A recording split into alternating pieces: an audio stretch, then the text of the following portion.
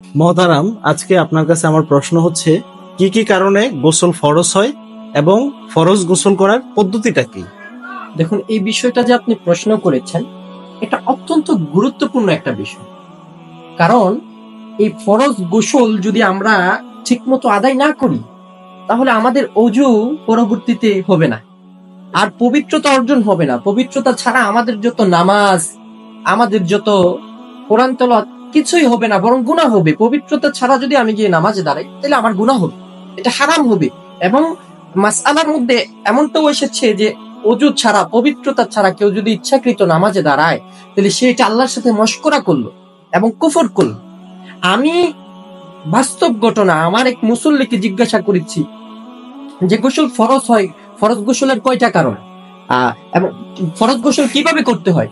তো সে বলতেছে যে মুখ ধুতে হবে, চেহারা, এরপর গোসল করতে হবে, পানি ঢালতে হবে। তার বয়স 83 বছর বয়স। আমি আসমান থেকে পড়েছি যে 83 বছর বয়স ধরে সে ফরজ গোসল এরকম ভাবে 13 বছরে ধরেন বালেগ হয়েছে, প্রাপ্তবয়স্ক হয়েছে, আরো 70 বছর যাবৎ সে নামাজ পড়লো, কোনো নামাজ তার কবুল হয়নি।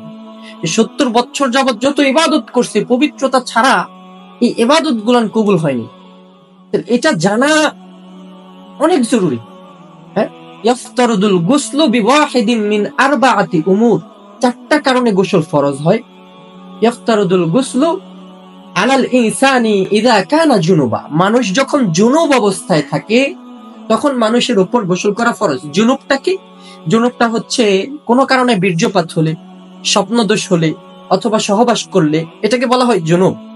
এই জুনুব অবস্থায় থাকলে আমার আপনার উপর গোসল করা ফরজ। এটা পুরুষের উপর, মহিলার উপর গোসল করা ফরজ জুনুব অবস্থায়। ইফতারুদুল গুসলু আলাল ইনসানি ইযা কানা জুনুবা, জুনুব থেকে পবিত্র হওয়ার জন্য গোসল ফরজ। এরপরে আরেকটা কারণ হচ্ছে, এক কারণ গেল, ইফতারুদুল গুসলু আলাল মারআতি ইযা তাহুরাত মিনান নিফাসি, নিফাস থেকে পবিত্র হওয়ার জন্য। অর্থাৎ বাচ্চা হওয়ার পরে যে মহিলাদের নিফাস চলে, 40 দিন একটা সময় চলে, এই 40 দিন কাটার পর, নিফাস শেষ হওয়ার পর মহিলাদের উপর গোসল করা ফরজ।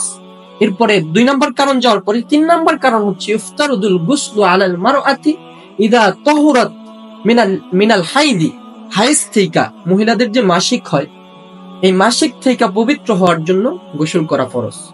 এরপর হচ্ছে 4 নম্বর কারণ ইফতারুদু তাকসিলিল মাইয়িতি আলাল আহইয়াই, মৃত ব্যক্তিকে গোসল দেওয়া জীবিতদের উপর ফরজ, ফরজে কিফায়া। ফরজে কিফায়াটা কেমন? যে এলাকায় একজন মারা গিয়েছে, ওই এলাকার পক্ষ থেকে একজন তাকে গোসল দিয়ে দিয়েছে, তাহলে সমস্ত এলাকাবাসী গুনাহ থেকে বেঁচে যাবে। আর যদি কেউই তাকে গোসল না করায়, তাহলে সমস্ত এলাকাবাসী গুনাহগার হবে। তাহলে এই 4 কারণে গোসল ফরজ। এখন গোসল ফরজ গোসল করার পদ্ধতিটা কি? ফরজ গোসল করার পদ্ধতিটা হচ্ছে, প্রথমে আমার যে জায়গায় নাপাকি লেগেছে, অর্থাৎ বীর্য, এই বীর্যটা আগে আমি পরিষ্কার করব, ময়লা দূর করব। দূর করার পর সুন্নত তরিকা যেটা, ওই জায়গাটা আমি 3 বার ধৌত করব। 3 বার ধৌত করার পর এখন আমি যেইভাবে ওযু করি সুন্নত তরিকায় নামাজের জন্য, ওইভাবে ওযু করব। অর্থাৎ এই কবজি সহ 3 বার ধৌত, এরপর 3 বার কুলি করব গড়গড়া সহিত। রমজান মাস হলে এমনিতেই কুলি করব। এরপর নাকে পানি, এরপর সমস্ত মুখমণ্ডল ধৌত।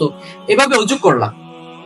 ওযু মাথা পর্যন্ত মাসাহ করব, পা বাত রাখবো, পা ধৌত করব না, মাথা পর্যন্ত মাসাহ করব। মাথা মাসাহ করার পর আমি সমস্ত শরীর ভালোভাবে সাবান লাগিয়ে ঘষা মাজা করে সমস্ত শরীর ধৌত করব। এই ওযুর মধ্যে কিন্তু 2টা ফরজ চলে গিয়েছে, এক কুলি করা, দ্বিতীয় নাকে পানি দেওয়া। গোসলের 2টা ফরজ চলে গিয়েছে।